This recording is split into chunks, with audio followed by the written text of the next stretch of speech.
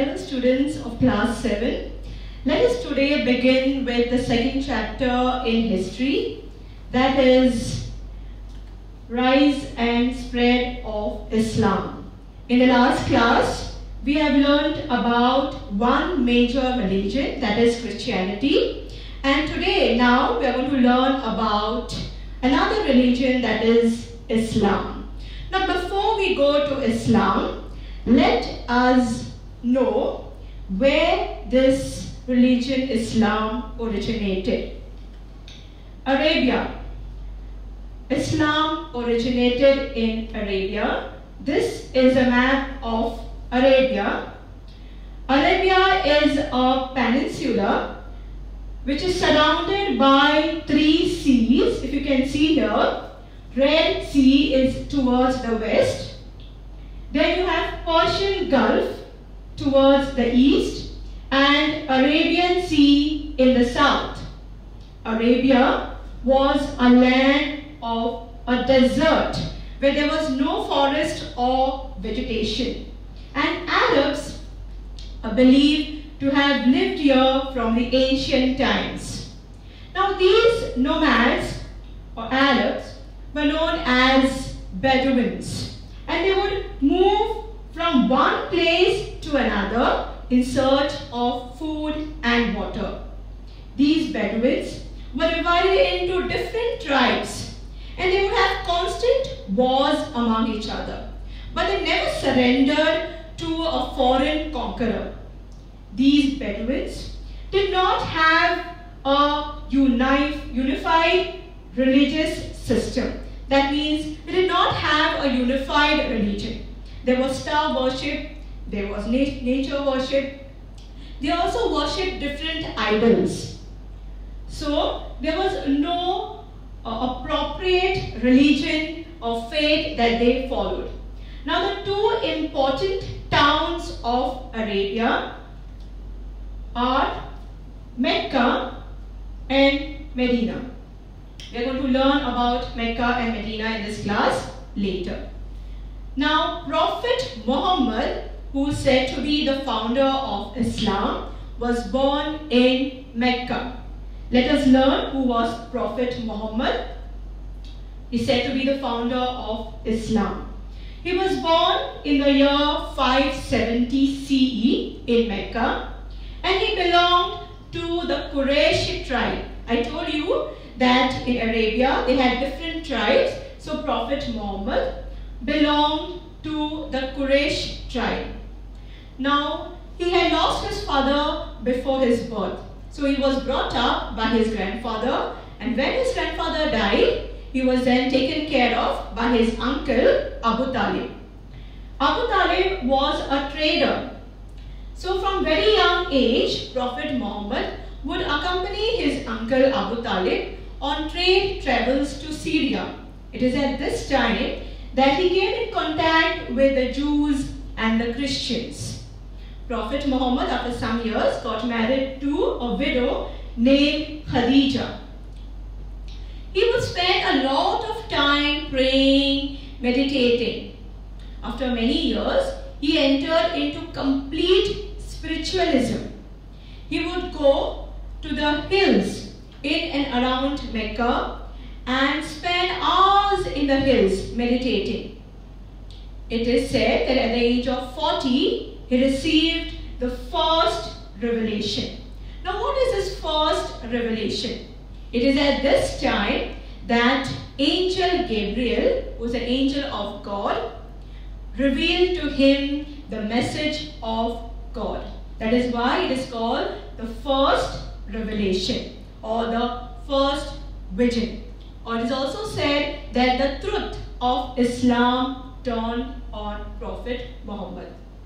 Now what was this first revelation?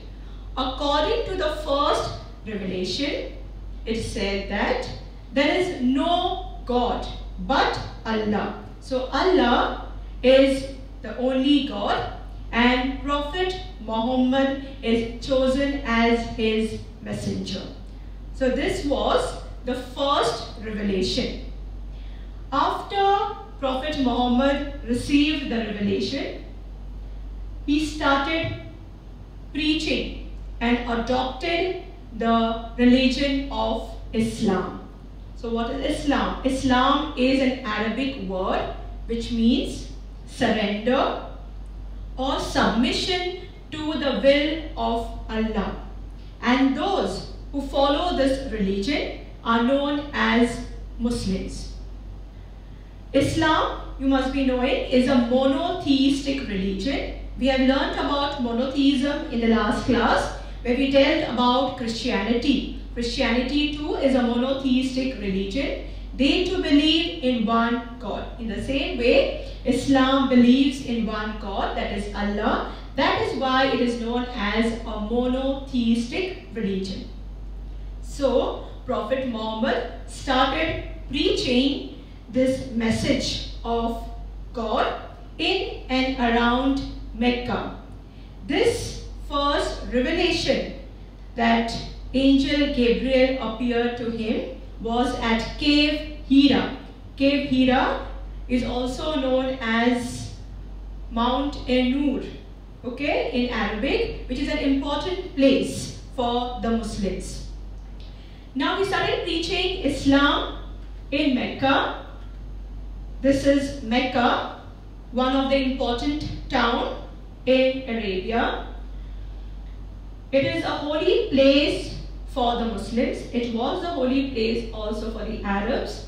Now in Mecca, there is a square sort of a temple which is called Kaaba.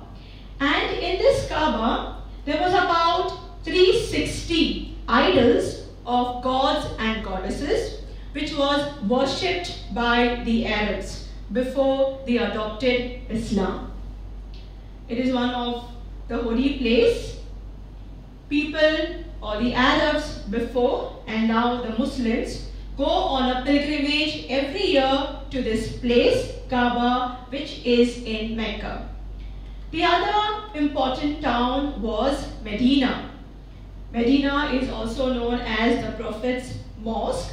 It is another holy place for the Muslims in Islam.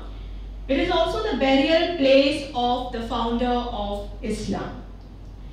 Now let us see why Prophet Muhammad had to face opposition in Mecca, the place where he was born. I told you that he received the first revelation in Cave Hira.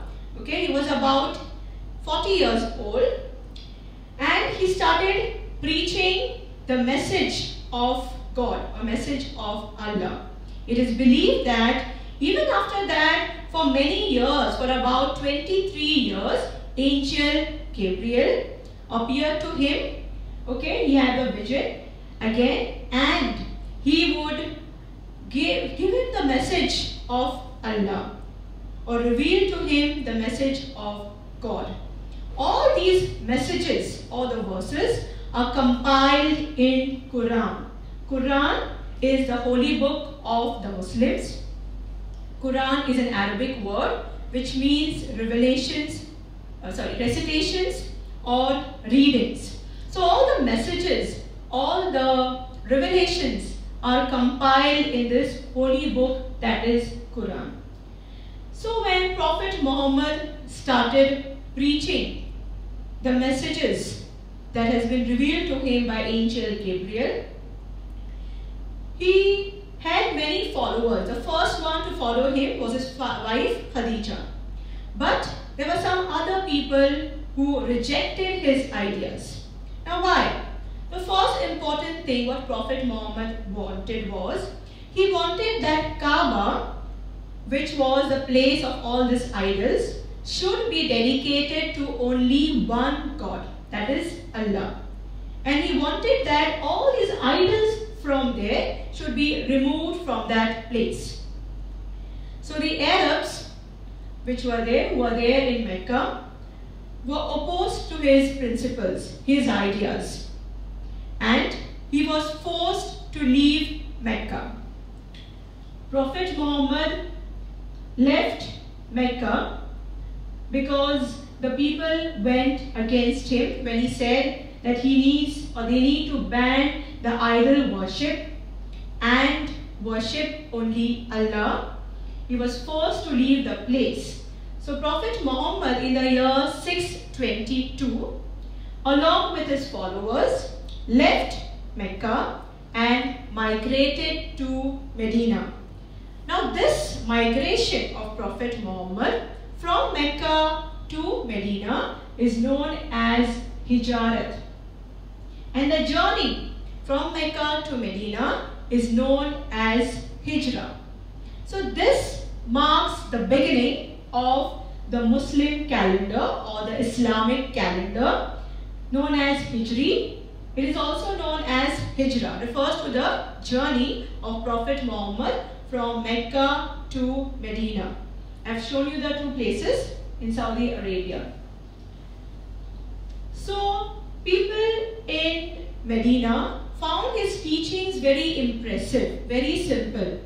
So there were many people who followed Prophet Muhammad and converted themselves to Islam.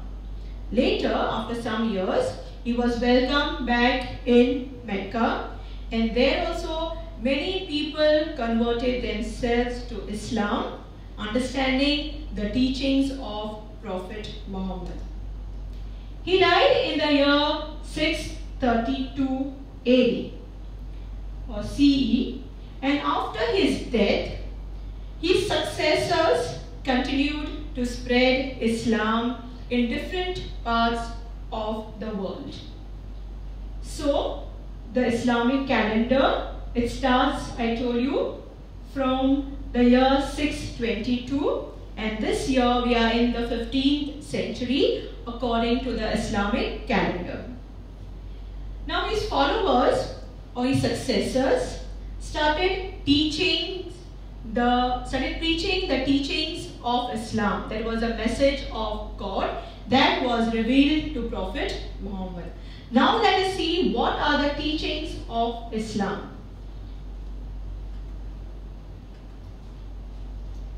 Islam basically has 5 important principles, which are also known as the 5 pillars of Islam.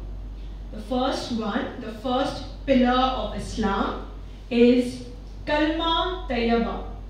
Now what is Kalma Tayyaba? It is an Arabic word. Okay, it refers to faith. It also refers to one of the verse from the Quran.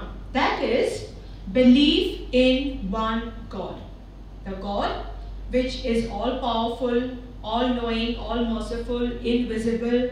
So it refers to Allah. It refers to one God, and Prophet Muhammad is the last and the greatest prophet that has been chosen by Allah. So what is Kalma Tayyaba, which is the first pillar of Islam? It refers to there is no God but Allah.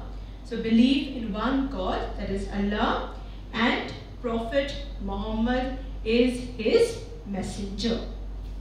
The second pillar of Islam is namaz. Namaz is also an Arabic word which refers to prayers.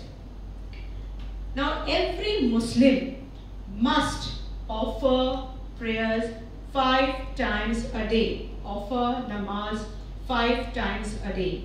They can offer it individually at home if they are unable to go to the mosque, or they can offer it collectively in the mosque facing in the direction of Kaaba, that is in Mecca. So the second pillar of Islam is namaz. Third is zakat.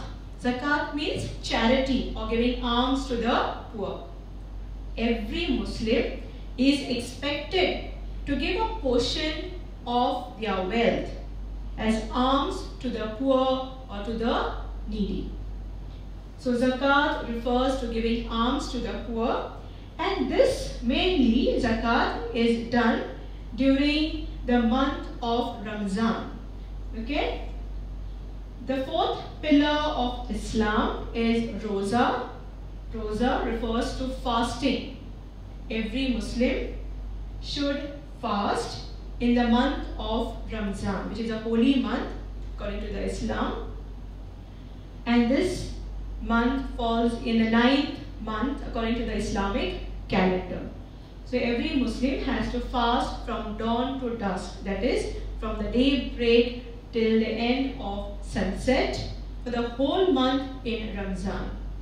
And then after the 30th day or the 29th day, we celebrate the festival that is known as Eid. Eid is the biggest festival in Islam. The last pillar, that is the 5th pillar of Islam, is Hajj. Hajj refers to pilgrimage.